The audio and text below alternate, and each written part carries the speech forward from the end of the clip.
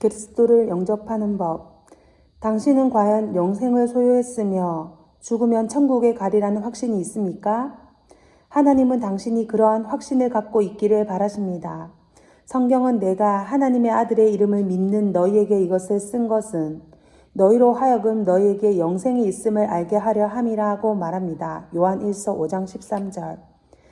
당신이 하나님 앞에 서 있고 그분이 왜 내가 너를 천국에 들여보내 주어야 하느냐고 물으신다고 가정해 보십시오. 당신은 무엇이라고 대답할 수 있겠습니까? 당신은 무슨 대답을 해야 할지 모를 수 있습니다. 그러나 당신은 하나님이 우리를 사랑하시며 우리의 삶의 목적을 가지고 계시다는 것을 확실히 알고 있습니다. 성경에서는 그것을 다음과 같이 말하고 있습니다. 하나님이 세상을 이처럼 사랑하사 독생자를 주셨으니 이는 저를 믿는 자마다 멸망치 않고 영생을 얻게 하려 하심이니라. 요한복음 3장 16절. 당신이 영생을 얻는 것은 하나님이 뜻하시는 바입니다. 당신은 영원한 생명을 값없이 선물로 받을 수 있습니다. 하나님의 은사는 그리스도 예수, 우리 주 안에 있는 영생이니라. 로마서 6장 23절. 당신은 지금 풍성하고도 의미 있는 삶을 살 수 있습니다. 예수께서는 내가 온 것은 양으로 생명을 얻게 하고 더 풍성히 얻게 하려는 것이다 라고 말씀하셨습니다. 요한복음 10장 10절. 당신은 천국에서 예수와 함께 영원히 살 수 있습니다. 예수께서 약속하시기를 가서 너희를 위하여 처소를 예비하면 내가 다시 와서 너희를 내게로 영접하여 나 있는 곳에 너희도 있게 하리라고 하셨기 때문입니다. 요한복음 14장 3절 말씀. 우리에게 필요한 것은 우리의 문제를 이해하는 일입니다. 하나님께서 뜻하신 바는 우리가 우리의 생활과 마음을 그분에게로 향하여 삶의 의미를 얻게 되는 것입니다. 그런데 왜 사람들은 무엇 때문에 참된 삶의 의미를 잘 발견하지 못하는 것입니까? 우리의 삶을 향한 하나님의 뜻을 이루지 못하는 것은 우리의 죄악된 속성 때문입니다. 우리는 모두 죄의 성품을 지렸기 때문에 그랬을 뿐만 아니라 스스로 죄를 지었기 때문에 죄인들입니다. 모든 사람의 죄를 범하였음에 하나님의 영광에 이르지 못하더니 로마서 3장 23절 말씀. 우리는 자신을 구원할 수 없습니다. 행위에서 난 것이 아니니 이는 누구든지 자랑치 못하게 하려 함이니라. 에베소서 2장 9절 말씀. 우리는 죽음과 지옥 형벌을 받아 마땅합니다. 하나님은 거룩하시고 공의로우심으로 우리의 죄를 처벌하셔야 하지만 우리를 사랑하심으로 용서받을 수 있는 길을 마련해 놓으셨습니다. 예수께서는 내가 곧 길이요 진리요 생명이니 나로 말미암지 않고는 아버지께로 올 자가 없느니라고 하셨습니다. 요한복음 14장 6절 말씀. 복음은 하나님이 대비책이신 예수 그리스도이십니다. 우리가 죄를 깨닫기만 한다면 어떤 해결책을 찾으려 할 것입니다. 하나님은 그의 아들 예수 그리스도를 그 해결책으로 주셨습니다. 그는 우리가 하나님을 닮아가도록 우리에게 모범을 보여주신 분이십니다. 예수는 하나님이시나 사람이 되셨다.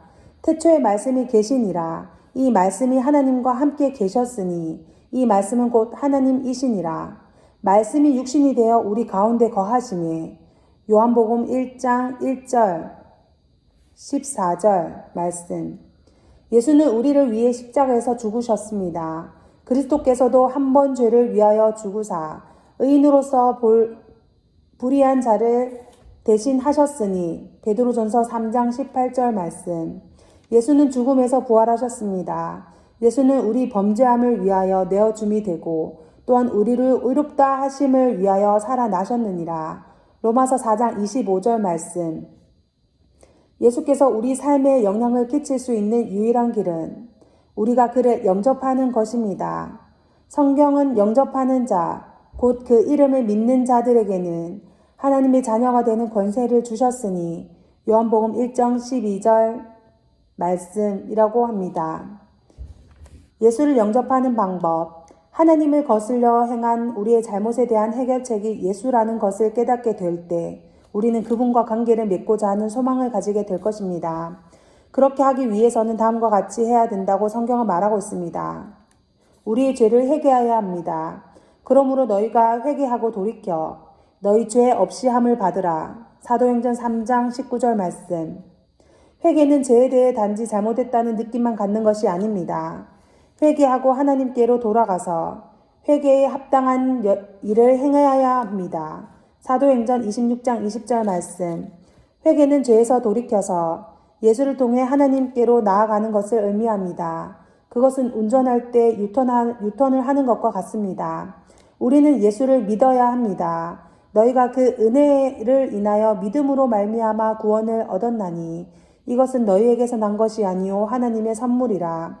에베소서 2장 8절 말씀. 믿음은 예수에 관한 사실을 믿는 것만이 아닙니다.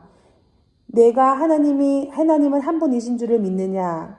잘하는도다. 귀신들도 믿고 떠느니라. 야고보서 2장 19절 말씀. 믿음은 예수를 신뢰하고 의지하는 것입니다. 예수를 전적으로 신뢰하는 길. 우리는 예수를 주인 또는 상전으로 인정하고 순복해야 합니다. 네가 만일 네 입으로 예수를 주로 시인하며 또 하나님께서 그를 죽은 자 가운데서 살리신 것을 네 마음에 믿으면 구원을 얻으리니 사람이 마음으로 믿어 의에 이르고 입으로 시인하여 구원에 이르느니라. 로마서 10장 9절에서 10절 말씀. 예수를 주인으로 인정하고 순복한다는 것은 단지 우리의 말로만 되풀이해서는 되는 것이 아닙니다. 예수께서도 경고하셨듯이 나더러 주여 주여 하는 자마다 천국에 다 들어가는 것이 아니요 다만 하늘에 계신 내 아버지의 뜻대로 행하는 자라야 들어가리라고 말씀하셨습니다. 마태복음 7장 21절 말씀. 예수를 주인으로 모셔 순복하는 것은 예수께 우리의 삶을 주관하시도록 맡기는 것입니다. 예수께 삶에 대한 지배권을 드리는 것은 마치 어떤 사람과 함께 운전하며 고속도로를 가는 것과 같습니다. 당신이 운전하는 동안에는 당신이 지배권을 가지고 있는 것입니다. 만일 어떤 시점에서 당신이 길을 모른다는 것을 깨닫게 되고 그 다른 사람은 길을 안다고 하면 당신이 운전대를 잡고 운전하시오라고 말하게 되고 그때부터는 그 사람이 지배권을 갖습니다. 당신은 그 사람이 선택하는 길을 따라가게 되는 것입니다. 예수께 지배권을 드린 증거로서 당신은 그분께 속한 사람이라는 신분 상태를 나타내기 원할 것입니다. 신약적인 방법은 예수를 공개적으로 주로 시인하고 마태복음 10장 32절에서 33절 말씀. 그분이 하신 대로 침례를 받고 교회의 회원이 되는 것입니다. 사도행전 2장 41절 말씀. 거저 주시는 하나님의 선물인 영생을 받아들이지 못할 어떤 이유라도 있습니까? 당신은 지금 죄로부터 돌이켜서 예수를 믿고자 하는 마음이 있습니까? 성경은 누구든지 주의 이름을 부르는 자는 구원을 얻으리라고 말씀하십니다. 로마서 10장 13절 말씀. 다음에 기도문을 3번 읽어보고 당신도 하나님께 이와 같은 내용의 말을 하고 싶은지 확인해 보십시오. 사랑하는 주님, 나는 당신이 하나님의 아들이시며 십자가에 달려 죽으시고 죽음에서 다시 살리신 것을 믿습니다. 나는 죄인이며 그래서 용서받을 필요가 있다는 것을 압니다. 나는 이제 나의 죄로부터 돌이켜 당신을 나의 구세주와 주인으로 받아들입니다. 나를 구원해 주셔서 감사합니다. 이제 이 기도문이나 혹은 당신 자신의 말로 표현된 비슷한 기도문으로 주님께 기도하고 죄를 회개하여 신뢰를 고백하도록 하십시오. 예수는 당신의 구세주와 주님이 되어 주실 것입니다. 하나님의 가족이 된 것을 환영합니다. 당신은 일생 동안 가장 중요한 결정을 한 것입니다. 당신은 구원받은 것과 영생을 소유한 것에 대한 확신을 가질 수 있을 것입니다. 이제 교리 관련 색인의 예수 그리스도, 구세주, 구원, 정의 항목과 관련된 성경 구절과 및 주석을 읽어 보십시오. 아멘.